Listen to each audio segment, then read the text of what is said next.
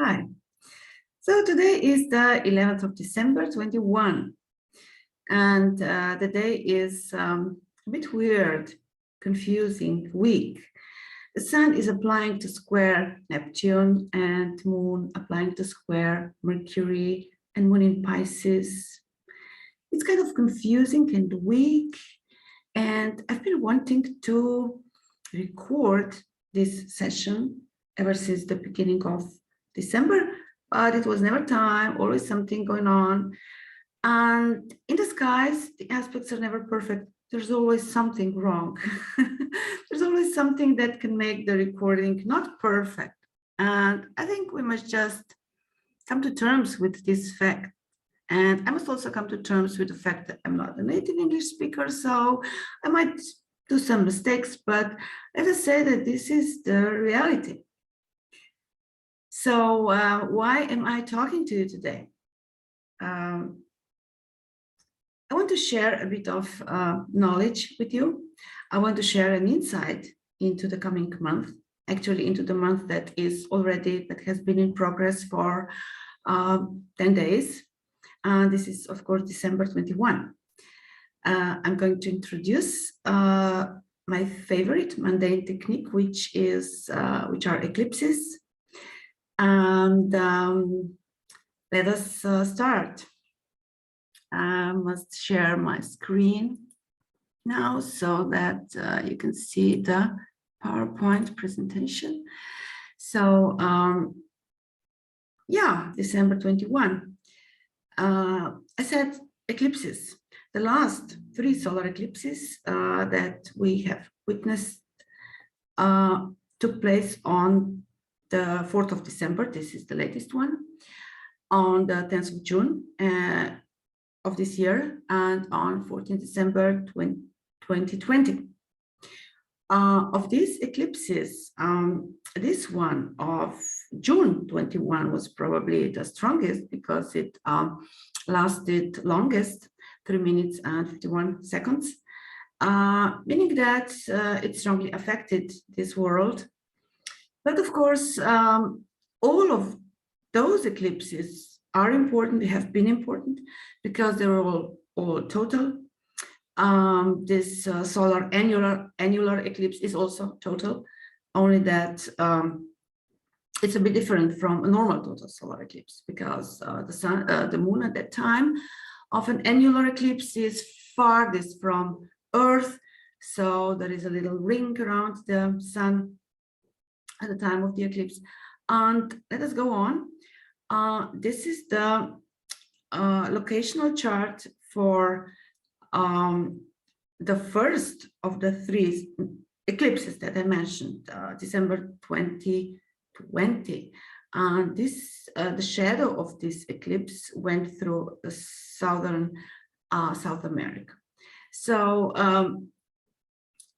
it is to be expected, it was to be expected that the eclipse will affect southern South America in a strong way. So what was happening in the world at the end of December 2020? We're deep into the COVID-19 pandemic crisis, and wherever eclipses are seen on Earth, there is a strong impact of the energy transformation that an eclipse brings.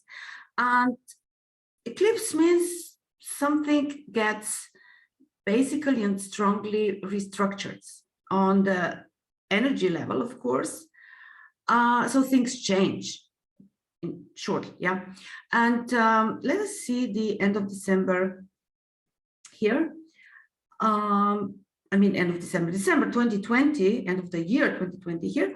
You see that the COVID cases showed a strong upward trend, rose heavily. This is Bolivia, this is Argentina, and we have Chile, and we have Brazil. So this is all starting in December 2020. The next eclipse is was June 21. And as I already said, it was a long eclipse, relatively long. And it affected mainly Europe, Northern Europe. I mean, the Northern Hemisphere, of course, because it took place in the Northern Hemisphere. It was seen, the total shadow was seen in Canada. The eclipse was strongly felt here when it was on the descendant with the north node on the ascendant line. So all of this area affected and all of this area partly affected. Remember the summer of 21, June, it was one of the hottest months on record. Sorry, this is lunar eclipse, the accompanying lunar eclipse, which we'll just skip. The June 21 Canada heat wave. Remember, there were such strong heat waves causing devastating fires all across the Western and also Eastern Canada, Southern American continent. Now, what was going on with COVID at that time? You see June 21. At that time, this is Austria, especially. This is United Kingdom. These are all European or locationally European countries. This specifically is the whole of Europe. And if you track this trend from here, from June 21, you will see that it made a very sharp rise in the summer of 21, when it was somehow not expected, because in the summer we have high temperatures and people are out in the open a lot. This is how eclipse works. Eclipse worsens any existing situation and brings a change, generally in the beginning phase to the worse. Because when there is low energy, eclipse actually lowers the solar energy, and the sun is the giver of life. So when the solar energy is lowered, then there is a loss of our capacity to withstand the infection wave. So let us now go to the last eclipse, and this was the eclipse of the 4th of December this year. You can see that the shadow was relatively small and seen in close to Antarctica, whereas the part shadow went over South Africa and continuing up to, barely touching Australia. Still, Australia is going to be affected by this eclipse because it was on the descendant, and also New Zealand and Australia. So what happened in South Africa already in November, when we had this lunar eclipse? This lunar eclipse of the 16th of November this year was not a total eclipse, but it was long-lasting, so nevertheless strong. It took place close to the node, so it was, you see, the sun and moon and node, because it took place so close to the nodal line, it shows it to be strong. Mars, the ruler of the sun sign, because the sun at the eclipse was in Scorpio, of course, with moon in Taurus. So the Mars line went straight through Johannesburg and the Gauteng area, where the new strain Omicron was discovered. And COVID cases rose sharply, starting in mid-November. The Omicron variant was discovered in late November. And you see how sharply the COVID cases rose in November and still rising in December. And this is Zimbabwe, the neighboring country, showing a similar trend. Now, we also have Northern Europe affected, as I showed you a little before. Or let me again show this chart. Why Northern Europe? Because the sun was on the moon sun on the ascendant line for Europe, for Northern Europe. So these are the eclipse lines going here. You can see England and Western Europe, but also partly also the other parts of Europe are affected, of course. So let me repeat, even though this eclipse took place or was seen in the southern hemisphere, it did affect, of course, the whole world, particularly the areas that had the sun and moon and the node close to the ascendant or descendant lines, which is about here. So let us see how COVID affected Europe, Northern Europe particularly. This is November 16th, somewhere around here. So late October and November, because every eclipse works every lunar eclipse works. If it is strong, it works or it can be felt 1 month before it actually takes place. So COVID cases started to rise about end of October and rose sharply throughout November in Netherlands. In Denmark, you see a very strong sharp rise. Even though Denmark is heavily vaccinated. I have another graph here, an interesting one, which shows, here we have Austria, Croatia, Czechia, Netherlands, Ireland, so different various European countries. You see a sharp rise from somewhere starting in beginning of November and taking a sharp rise towards the end of November. And here we have the situation in June, from June onwards, when the previous eclipse took place, and it's also showing a sharp rise in different countries in Europe, as I already showed in a recent graph. So let us now go to the December, to the future. And here I have transits to the lunar eclipse, showing that the eclipse was activated, has been activated for the last 2 days, starting on, actually culminating on the 9th of December, when Mars went over the eclipse degree. And we have had, because lunar eclipses affect women mostly, we have had several difficult situations involving women. I have been watching the Slovenia situation mostly because we have progressed MC. Our country has its progressed MC at the eclipse degree, and we had some scandals involving women. There was a South American star or Spanish star, a big star, Salinas, but I don't know her name, who died on that day. And we had some grievous accidents in my part of the world at that time. There was the tornado forming. Tornado started to form around that date because it affected North America yesterday. So in the days immediately following the 9th of December. So whenever an eclipse is activated, it brings stress to the world.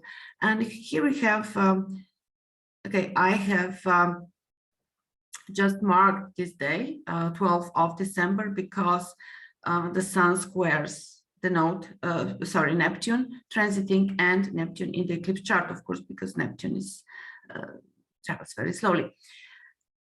This is not so important, but a stronger activation is going to take place on the 15th around, or maybe 15th of December, when Mars opposes the node, the north node, and of course conjuncts the south node. So this is going to be strong, and it's going to cause more accidents in the world, and stress, and events with crowds, with masses that could be a bit dangerous. I mean, disruptive. And that is all as far as the lunar eclipse goes. And then we have the solar eclipse activated, of course, also in the middle of month, but particularly at the end of the month. On the 30th and 31st, around here, Mars is going to cross the eclipse degree. This will bring some difficult events to the world. We could have more fires and accidents, and maybe even some mass shootings, which is very hard to predict where approximately in the world this could take place. But just generally, I would say be careful, avoid mass events, avoid gatherings, avoid large gatherings, because this is certain to bring trouble and to raise the aggressiveness of certain types of people. Okay, so let us go on. This is the declination graph of the moon and planets for December 21. This has already passed. This was period between the 4th and 7th of December, when the moon gets out of bounds, and it does go out of bounds this year for approximately 4 days. This is the time when unusual events happen, when people become somehow excited, and very often during these periods, mass protests against the current, maybe COVID or other matters take place. So people get excited, let's go out, let's protest, let's make a change, let's make a difference. And also in nature, we can see a deviation from the normal weather patterns. So, I have just marked the 15th of December again here, because the moon will cross the Uranus. So we could also, beside what I already said, see an earthquake. Maybe there will be not a particularly strong earthquake, but just generally the earthquakes could be a bit stronger around this date, 15th of December. And then we have the full moon taking place at the time when the moon will be out of bounds, and the moon will be in Gemini at that time. So it's very excitable period between the 18th and 21st of December. So be a bit careful. Around the 20th, we will see some, it will be an interesting day, the 20th, also 19th. I would say be careful during these dates as well, but at the same time, you can go beyond what you normally do, what you normally feel. So it's going to be exciting, not necessarily bad, because after all, this full moon will trine Jupiter, and of course the sun will sextile Jupiter. So it's going to bring maybe warmer weather in many parts, which is good for, of course, the northern hemisphere, where we have winter now, but in the southern hemisphere, there could be a heat wave, particularly in Australia, because the Jupiter line is on the midheaven and Mars line crosses. I'm speaking of the lines of the December solar eclipse. Yeah, Mars, one of the Mars line crossed Australia and Jupiter on the MC. So this is a lot of heat. Preparing. Maybe it shows in this time, or maybe later in January.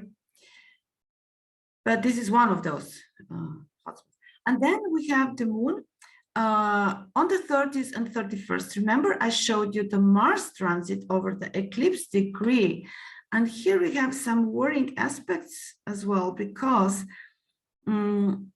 this is moon in parallel to Mars and Saturn, closely together, This is the transiting Saturn, and these are Mars and Saturn of the eclipse.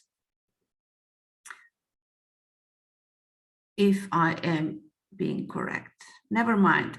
These are the natal lines of one of the eclipses, one of the recent eclipses, but I'm not sure which one. I have forgotten. I must say, Moon, Sun square, Neptune, Moon square, Moon in Pisces. It's a bit confusing, of a confusing day, but never mind. What is important is that this shows a strong activation of some dangerous planets.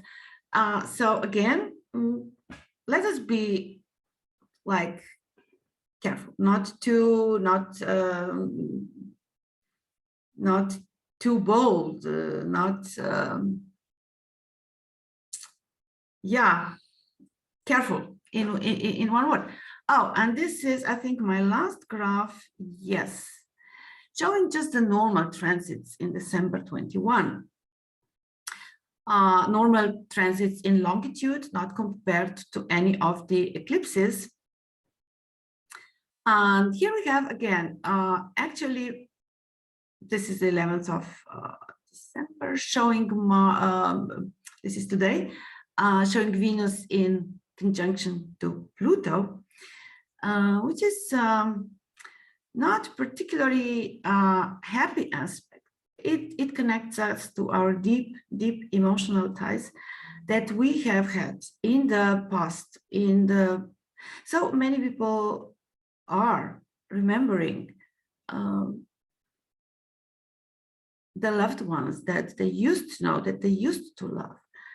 And these feelings of these strong emotional feelings are very deep today, and have been maybe for a day or two. This has been felt. Asking ourselves, why did this happen? Why couldn't we stay together? Or, you know, all this is strong now. All such feelings are strong now. And get ready to have to stay in touch with them, because Venus is slowing down, and it will turn retrograde on the day of the full moon.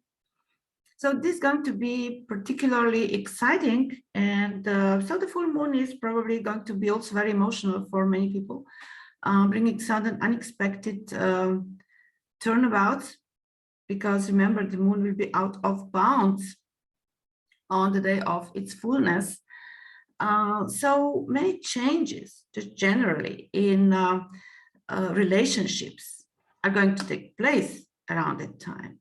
People will meet that have not seen each other long, or something within us, that which has to do with loving, sharing, being together, will change, or will turn back into the past, backwards to the past, like reviving old ties, or maybe meeting people accidentally that we never thought we would meet again. So life's going to be a bit of a maybe fairy tale, or drama, or an exciting love, romance. I don't know. Anything can happen depending on the aspects of these transiting planets to your natal chart. Later on, around 24, 25, Christmas time, we have this a bit unfortunate square of Saturn to Uranus, which is not nice, and could bring some worsening of the weather situation. And then we also have the repeated Venus conjunct Pluto on the Christmas day. And this is again going to be a day of reviving old times, or feeling hurt, which is also possible.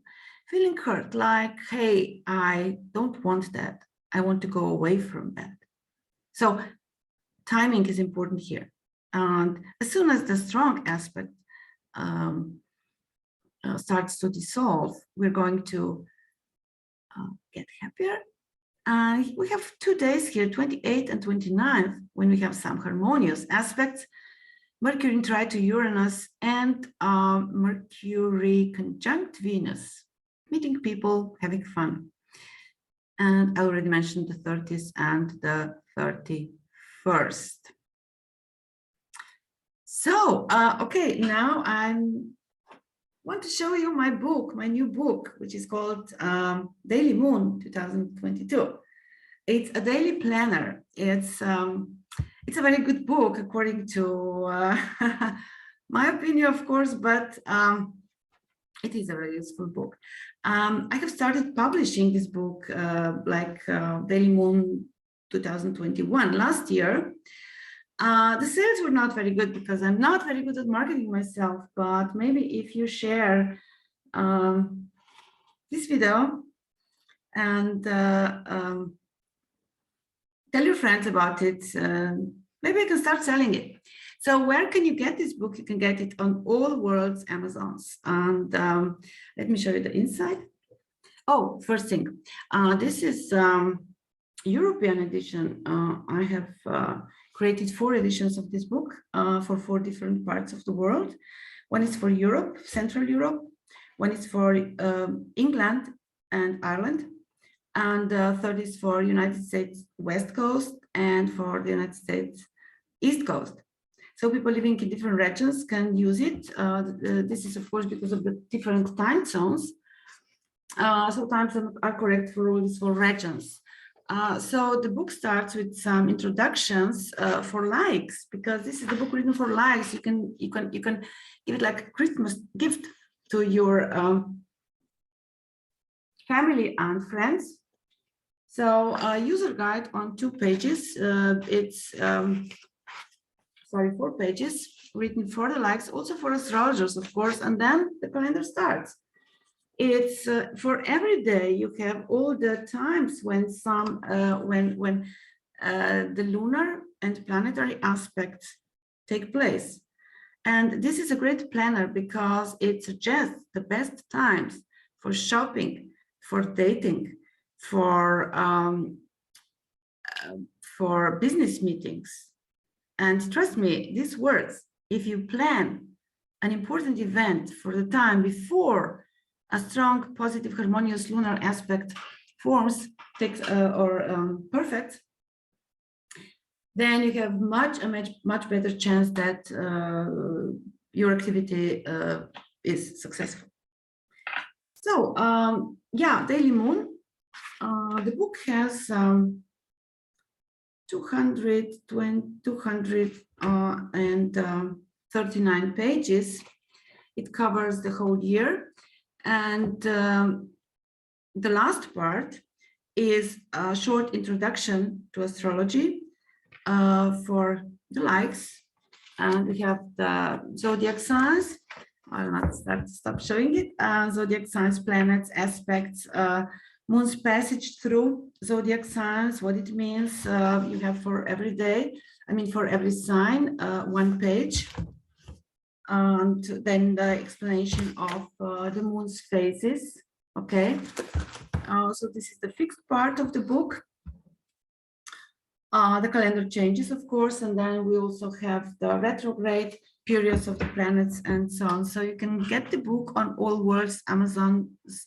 You just type Emma Kurent and Daily Moon 2022 and choose it for your region. And thank you for listening and watching this video. Please share, please subscribe, so that you will be notified of my future recordings, videos covering the next month, because my optimistic plan is to record mundane forecast every month, possibly at the beginning of every month.